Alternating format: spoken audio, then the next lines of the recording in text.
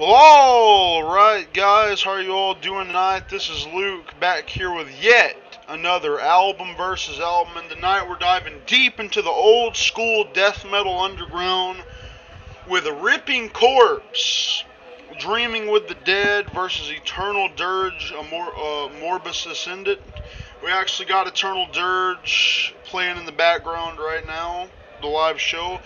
Fun fact, that's actually the only live show I could find of Eternal Dirge, so I decided why the hell not play it in the background for this video. Now, both of these fucking bands are must listens of obscure old school death metal. I mean, they're both fucking gems for sure, and I'm super excited to be doing this battle for you all here tonight. Now let's get into a biography and history and brief history of both of these bands and albums, as I always do here on the channel. Ripping Coprses was a death metal band formed in 1987 in Red Bank, New Jersey. They released one album, which was Dreaming with the Dead, in 1991, and several highly regarded demos. Members included singer Scott Ruth, guitarist Sean Kelly, bassist David Bizzigotti, and drummer Brandon Thomas. They later added future Morbid Angel guitarist Eric Rutten, who went on to form Hate Eternal, and they also replaced Bizzigotti with Scott Hornick. Thomas, Ruth, and Kelly went on to form Dimmock. The band's lyrics were typically horror themed. The band took its name from the second song, We All Know It, Pleasure to Kill, from Creator's album. And the lineup of this band, the final lineup of this band is Scott Ruth on vocals, Sean Kelly on guitars, Eric Rutten on guitars, and Scott Hornick on the bass. And Brandon Thomas on the drums. Now, Eternal Dirge, on the other hand, is a German death metal band from Marl.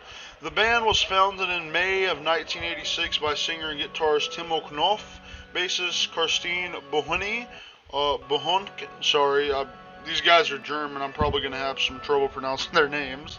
And also drummer Ralph S. Another guitarist in the band was an unnamed person who was replaced several times before Patrick Pithkala joined the band as the second guitarist in 1990.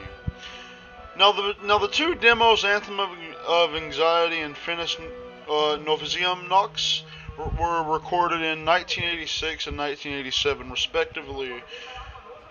Now, they were still amateur rehearsals, room recordings, and it was not until the following Right to the Core in 1988 that it was recorded reasonably professionally in an actual studio.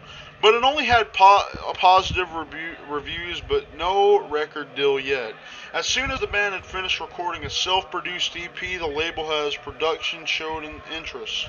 Since the label could not use the recordings, Eternal Dirge released the material again in a cassette format in 1990 under the title We Are Dead, thus surpassing the distribution of previous demos. For the moment, the record label, which was actually intended exclusively for the band, was ideal because it was practically on the doorstep and it did not require any long-term commitment and it responded flexibility to their professional activities, and they also had a functioning sales department.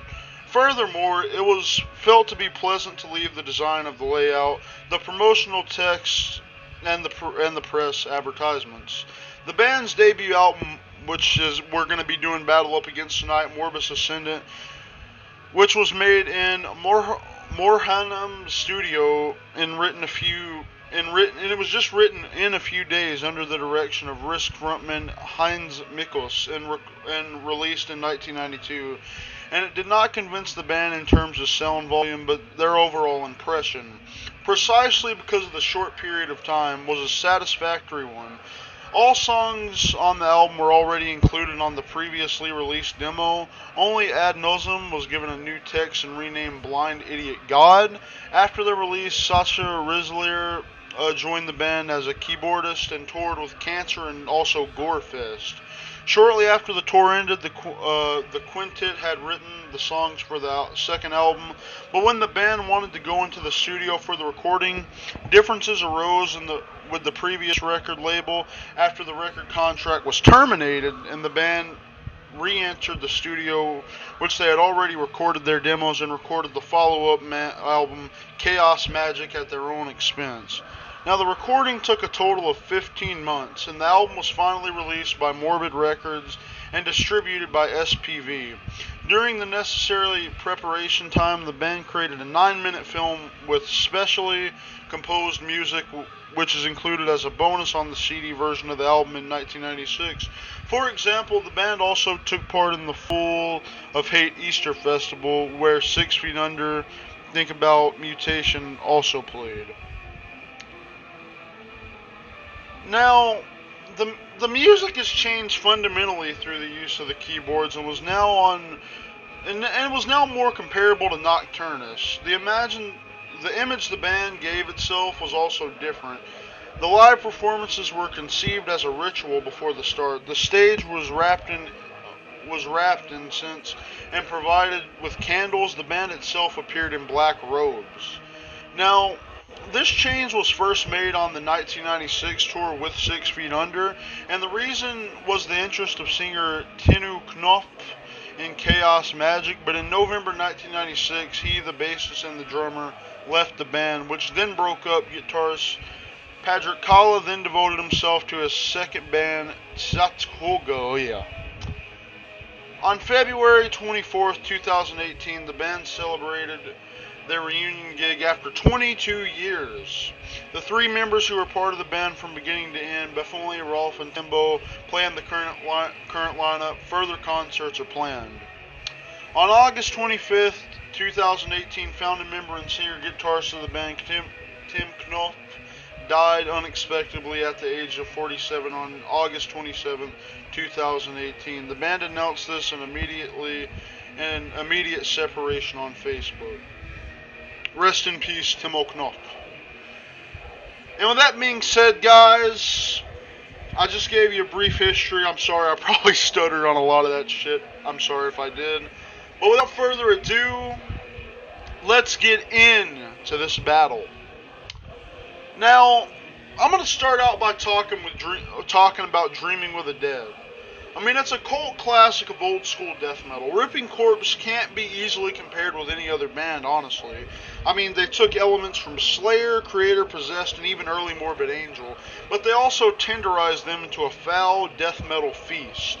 The band released only one album, and it came out on an obscure label, which is Craze, and the label was defunct shortly after this album was released. Happenstance can make or break a band.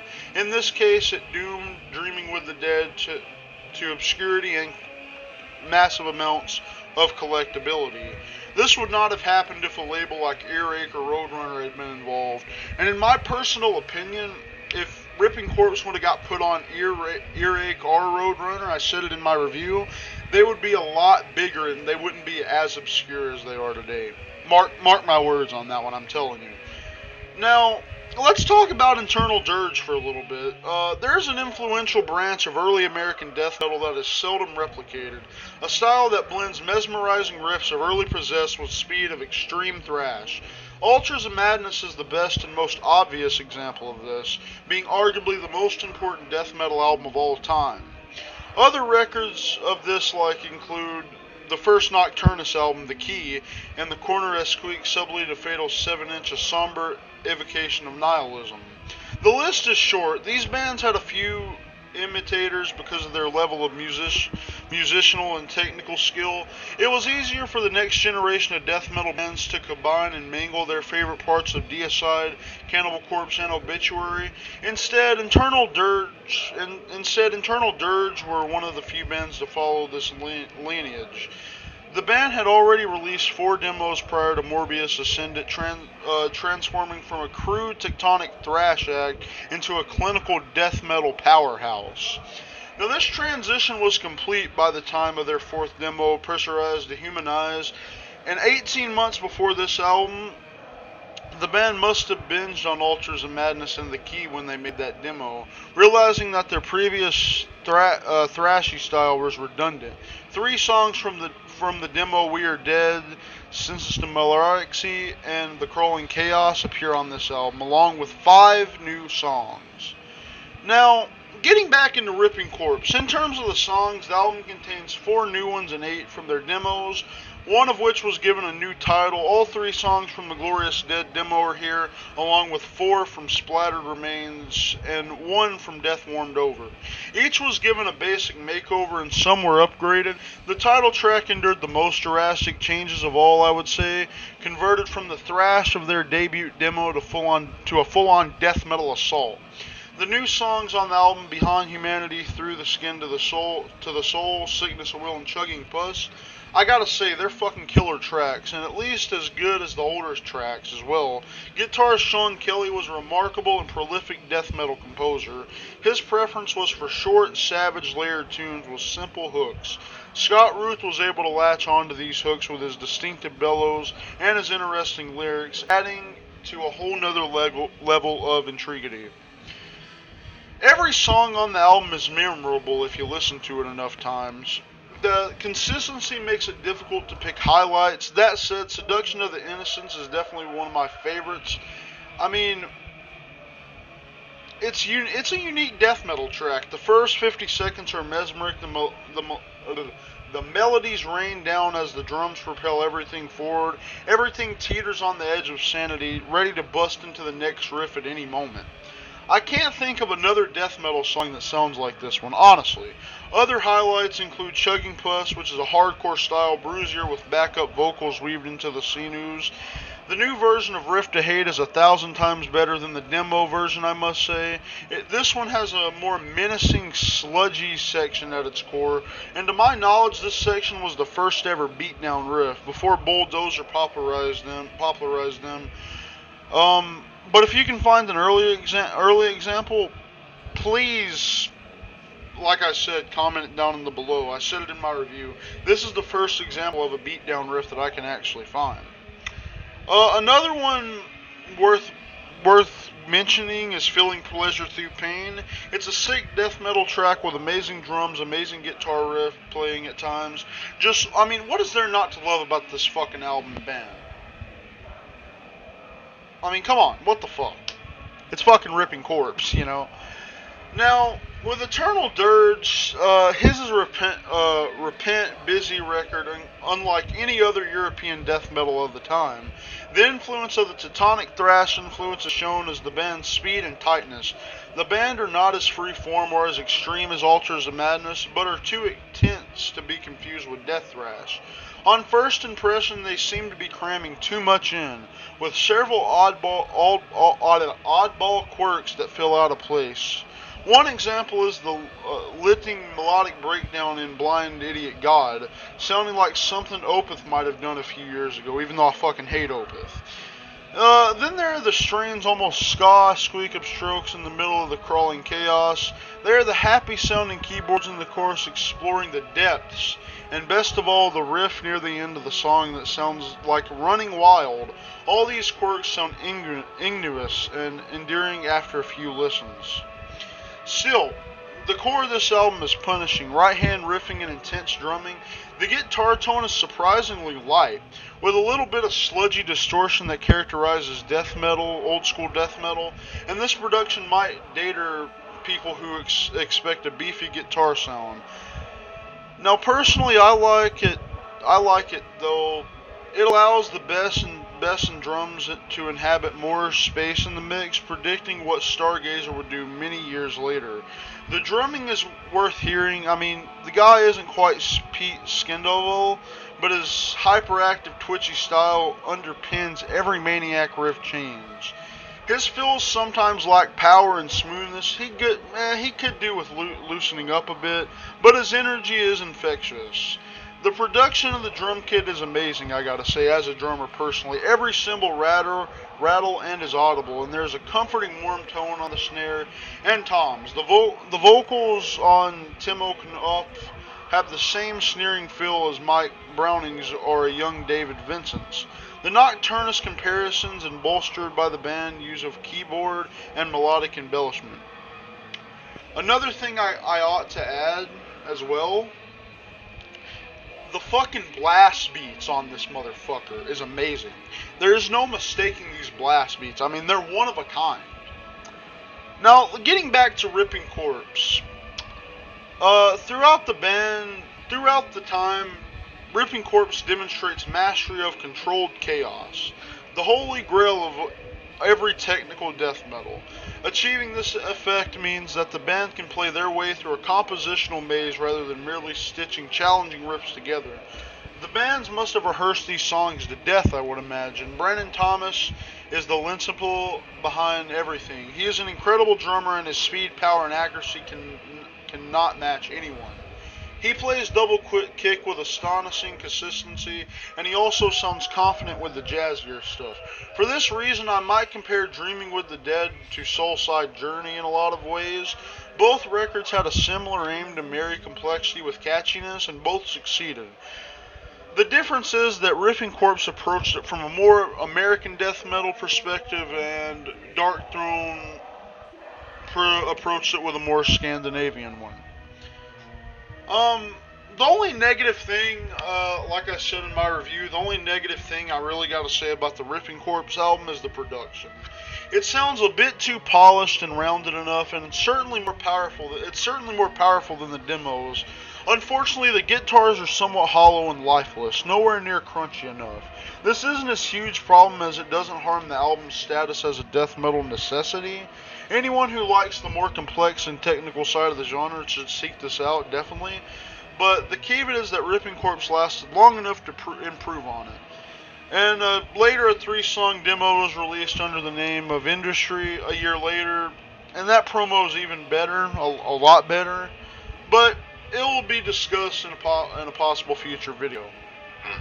Now, Morbus Ascendit is an excellent album, and you can definitely tell it has aged well. There are times when the playing sounds disjointed, like parts of the Descendants Within, maybe, and the second half of the album is weaker than the first, and this may never be as awe-inspiring as the first Morbid Angel album and Nocturnus album, but it's much better than Blessed Are the Sick or Thresholds. I mean, come on.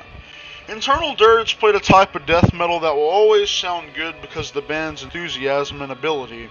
This record is ripe for rediscovery, more worthy than many other death metal obscurities from the era. So, what are the final verdicts for these two albums? Well, I'm going to have to give Ripping Corpse a 9 out of 10, and Ripping Corpse gets a 9 out of 10, and fuck, man. Eternal Dirge. Morbus Ascendit. You know what? I think I gotta give Eternal Dirge a 9 out of 10 as well, man. Okay? I mean, fuck, man. It's like, which one of these bands outdo the other? I can't think of it. I can't, you know? I'm gonna have to give it a tie, man. You know, go check out both of these albums, man. Morbus Ascendit and Dreaming with the Dead. They're both death metal, obscure death metal gems, let's put it that way, and you don't want to miss out on them at all. Like, you'd be doing yourself a lot of harm by not checking these albums out, trust me. These are both, you don't want to miss out on either of these. Anyways, guys, that's going to wrap it up for this video. This has been Dreaming with the Dead by Ripping Corpse versus Morbus Ascendant by Eternal Dirge. I hope you all enjoyed. If you did, leave a like.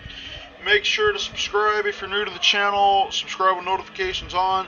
Me and Chaos are going to be getting back to podcast here really soon. And actually, by the time this video's out, there might be a podcast already out. Who fucking knows? If you would like for me to review or cover anything else on the channel, please leave it down in the description below.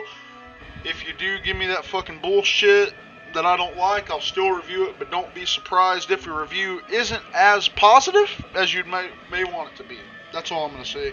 Anyways, guys, I hope you all have a good rest of your night. Take care and have yourselves a fucking good one. Cheers.